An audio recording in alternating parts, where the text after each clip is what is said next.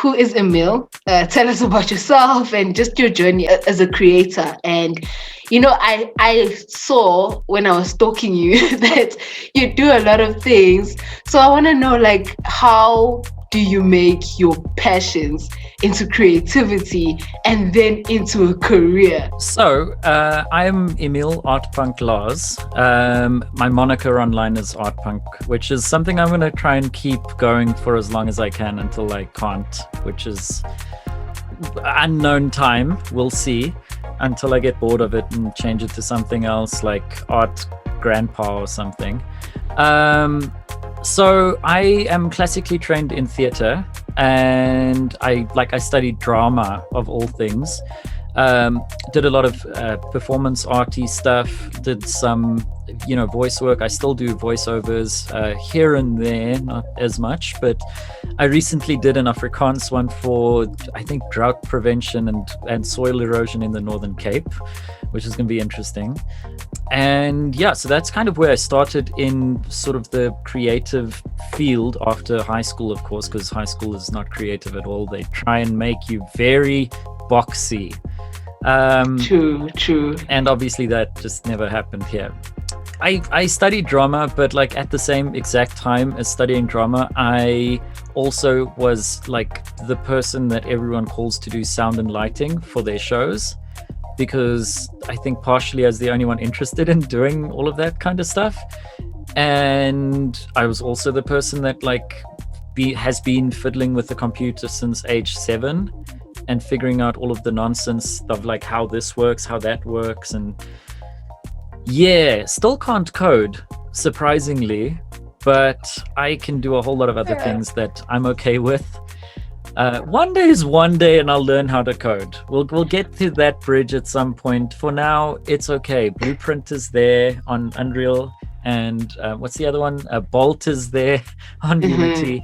So I can do the very basic stuff, but more than that, like I Can we just, like, if you were to ever pick like three things that describe your career, like, how do you introduce yourself to people?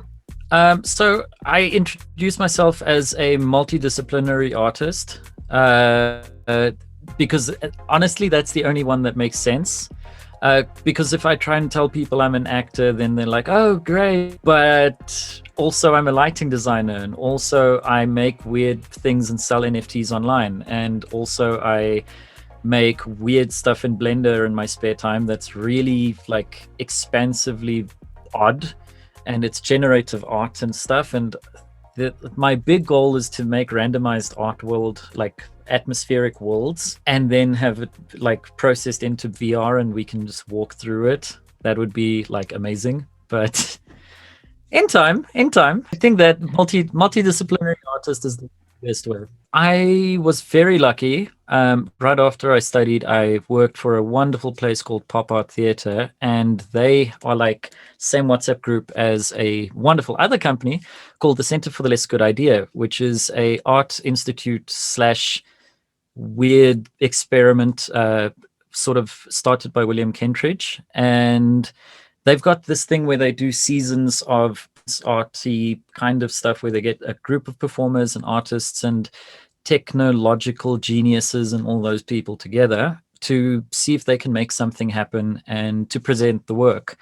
And I can't remember exactly which season it was, but I think season 2 had one of the curators and one of the people that were in sort of invested in that project was the Fagugezi project. So they came in and they had like a whole lot of programmatic stuff over dances and projection mapping and all of that kind of stuff. And I mean, obviously I am the tech guy there, and I'm just like, this is amazing. But I was way too young to even just jump into that pool of, because yeah, when you walk into a room and you're like, those people are geniuses.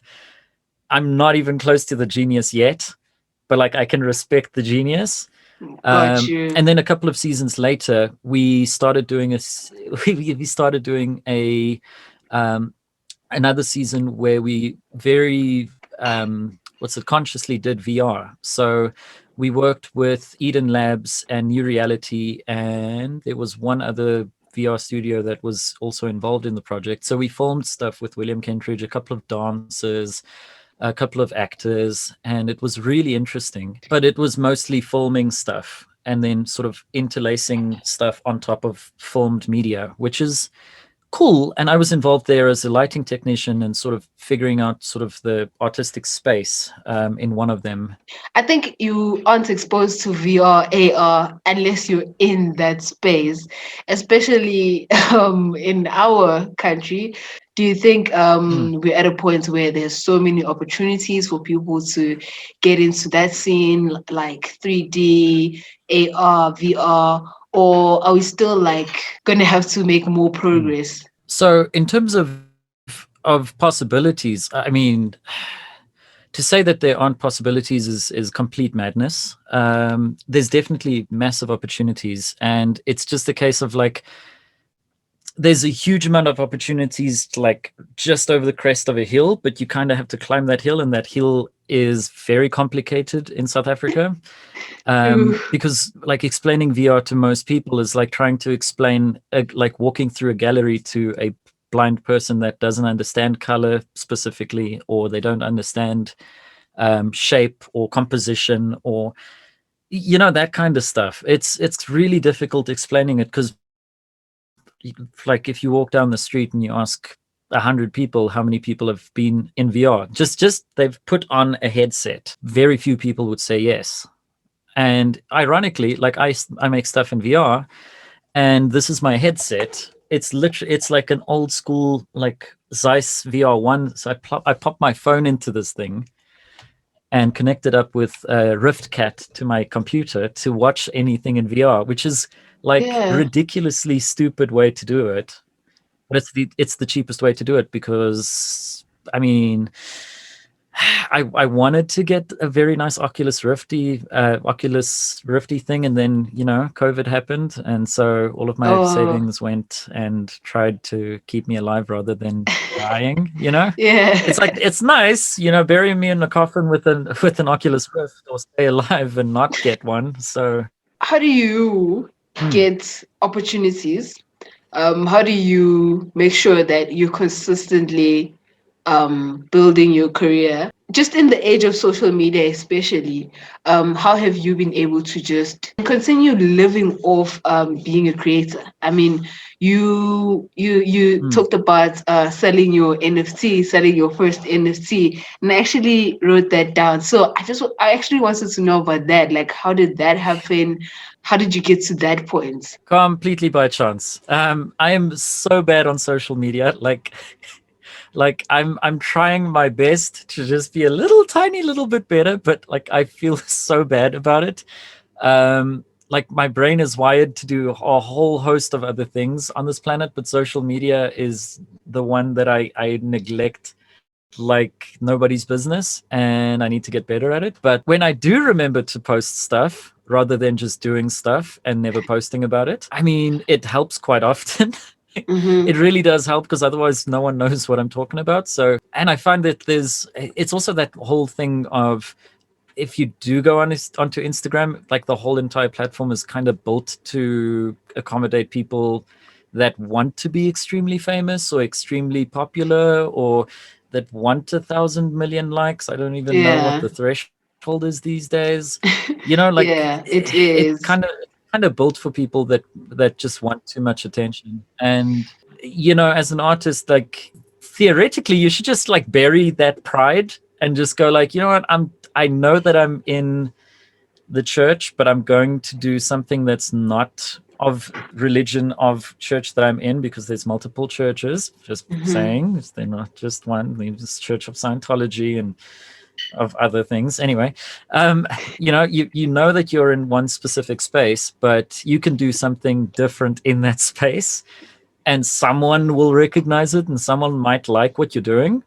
So that's kind of my challenge at the moment, is like just sort of putting more of it up, because I don't really put enough of it up. keeping a career in the creative field, I mean, I just happen to really know good people that suggest me for good stuff, which has been extremely helpful. But yeah, I mean, I'm not going to lie though, like a lot of the stuff it just kind of went underground with this whole COVID thing. So you can have a Yeah. lot of real life connections, and then COVID happens and everything goes online, and those real life connections kind of just don't work out all the time anymore. Yeah. What does help though is just getting your foot in the door, doing some work with people, and doing good work with people, Mm-hmm. learning and showing that you are very interested, and then they can like sort of figure out like, hey, that guy's pretty good at doing stuff. I mean, let's work with him again. And then creative industry, once it generates money, oh no, it flourishes. Look at advertising. Like creatives that are in advertising, they don't even need to be like good on a technical level or like good at like it versus the rest of the class, but like if it's in advertising, it flourishes because there's a huge amount of money in it, and Yeah. people make exceptionally good livings off of it. And honestly, I applaud those people. They are way smarter than me because I'm out here doing art and non-advertising, you know, a creative work, and it's quite tough. But Mm-hmm. I wouldn't do it otherwise. Um, but yeah, no, I mean, yeah, the arts industry. Let's be real. Government support for the arts not really there. Um, and also in general, the population doesn't really care too much as well. Like until you're world famous, and like you have to go sort of overseas somewhere and do something that goes in the newspapers, and then they'll be impressed. But what's nice though is with NFTs, you don't have to advertise to South Africans. You're just like, hey, I'm going to be on Twitter, follow all the nice people that look like they want to get NFTs and buy some digital crypto tomorrow. And you're like, hey, look at this thing I made. And like spam it in every comment section of every single person that wants to buy NFTs. And eventually some person will just be like, okay, hang on. So this wonderful thing that you made is just like the equivalent of what was it, like the equivalent of, it's like three banana coins or whatever. And Yeah. like, okay, three banana coins, yeah, well, I'm gonna buy that, yeah. But Wait, so that's yeah, that's how you you did just, it. yeah, you just like, you go on Twitter, you type some people that exclusively collect NFTs on Twitter, Mm-hmm. and you spam the living hell out of each one of their comment sections. And yeah, it's kind of like the Wild West, but it works. So it's one edition of like a thing I made in like a couple of years ago when I was like very confused about some stuff, and I was very upset at the poverty of Mm-hmm. everybody except the very, very select few. And I basically was just messing around in Krita and made some stuff. It's basically just a PNG image file of a very nice geometric shape that I made, that was sort of inspired because I made it when I was still working with an artist called Stephen Hobbs. Okay. Very, very, very intelligent and talented and amazing artist, that I had the absolute pleasure of working with on a project.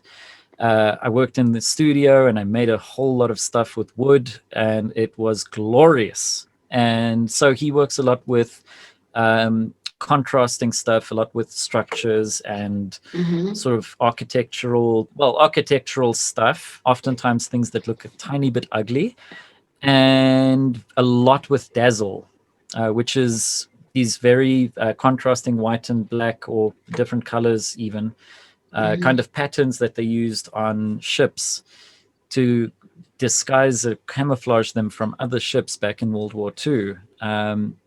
And yeah, I mean, I took a lot of inspiration from that, and some of that stuff is in my art still. Somebody liked it enough to buy it, so there we go.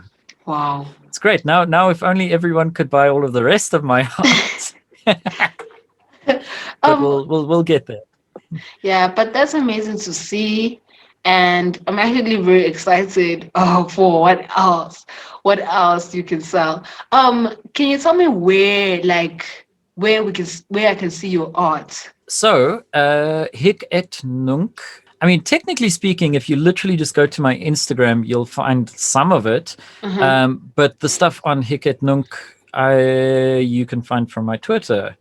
I've got lots of links on my Twitter from it. Just look at what I've tweeted.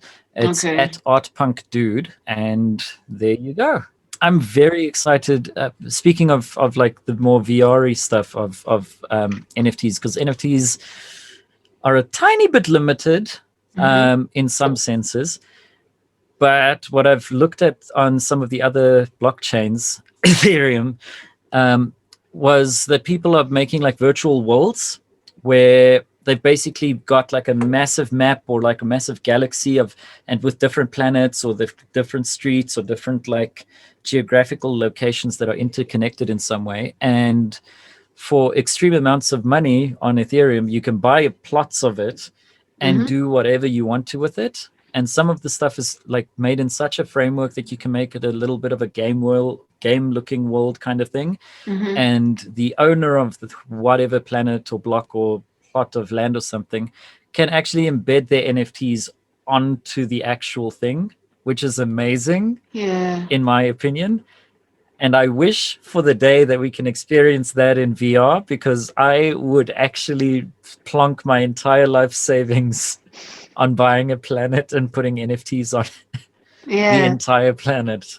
I can't wait for that. Wow. Oh, wow. And doing that with VR, like literally like living in between all of the NFTs. I actually wanted to also ask you about something that is like a huge achievement for you. One thing that you feel like was such a highlight in your career.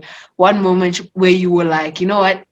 I'm going to do this forever. I'm going to create forever, and I'm always going to create for myself. It's so easy to just go, hey, why don't I just quit this and be like a salesperson for a property company? I don't know. I don't think it's one thing. It's like a whole lot of smaller things. And I think that's also why I do like a million different, have a million different sort of crafts and like points of art that I'm interested in. Because it's like that every day. If I walk into a theater for a week, I'm the happiest person on the planet. If I walk into a theater for 4 years, I'm gonna start being quite unhappy with it. But like if it's moving from this thing, and then I'm making a podcast now, and then I'm gonna go and do some NFTs a bit later tonight, and then next week I'm gonna be in the garage just making woodwork stuff. It's those little things every day that make it way more interesting and way more worth it for me. Because like I don't know, the one great big point of enjoyment is great, but like the gradual enjoyment all along the way is way more interesting and important for me. Yeah. Are you the type of person who likes creating? You just like bringing the things that are in your brain into life? I'm the type of person that thinks way too much, and like really I wish I could make half the stuff I think about, but I don't always have the technical skills to do it. But the stuff that I do have, I mean, I try my best to sort of incorporate in some way. Love creating. It's the lifeblood of life. Without it, I mean, I really don't know what I would do otherwise. So what else what are you working on right now? Just what's interesting you. I know that you stream on Twitch, but what are you creating right now that's like really got you inspired? Honestly, I'm just making a lot of NFTs, and I'm currently like literally right now today I was working on a youth congress that they're doing. Like there's this massive international youth congress where a lot of young theater makers are interacting with each other from across the world over this wonderful platform called GatherTown, and working with Ukwanda puppets. And so that's what I'm doing right this minute. But other than that, I'm going through a whole lot of old material and seeing how I can chop it up and make it less boring. Sorry, together with all of that stuff, I'm writing a short film, but like it's very early on, like beginning first draft kind of vibe. Maybe I'm 60% in. So we'll see. hopefully it'll get to like a third, fourth draft sometime this year, and we can maybe shoot it next year. Wow. Yeah, That's so that's for kind of theater. on the back burner at the moment. Yeah. So that's for theater, or No, is it's for that? film, Oh, short okay. film. Oh, well, I'm gonna make sure to look out for that because I'm really into video, all things video. Where can people find you, just in terms of socials? And what is like the one piece of advice that you would give any creator that transformed your life and just helped you out as a creator? On Twitter, I'm ArtPunk Dude. On Instagram, I am ArtPunk. On Mastodon, I am at mastodon.art@ArtPunkDude, which is yay, that one. Also, I've got a website, but it's like super broken, so don't judge it just yet. I'm building it like little by little. Okay, don't judge me. I saw it. Artpunk.net. I'm gonna say piece of advice for people that want to go into this whole creative art / make stuff for a living thing. Whether that is in coding, whether that's in visual art, whether that's in drama, theater, whatever it is, or a complete mix up and match up of the thing that suits you. I'm gonna say it's probably the stupidest thing you can do, literally, unless you go into like the very boring jobs that do exist at the moment.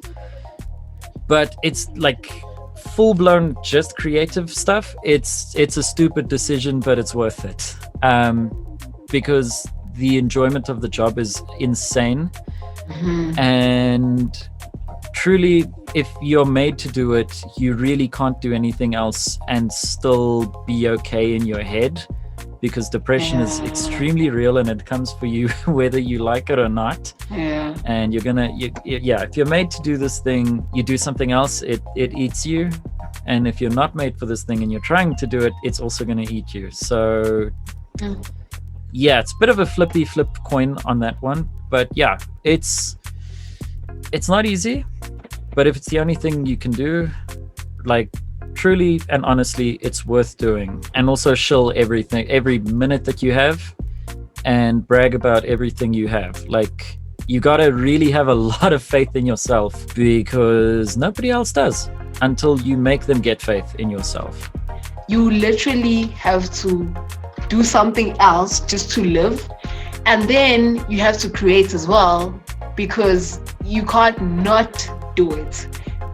Life just becomes so boring if you're not literally bringing ideas to life, because that's exactly what you enjoy most. But thank you so much for sharing that. Actually, I'm gonna let you go.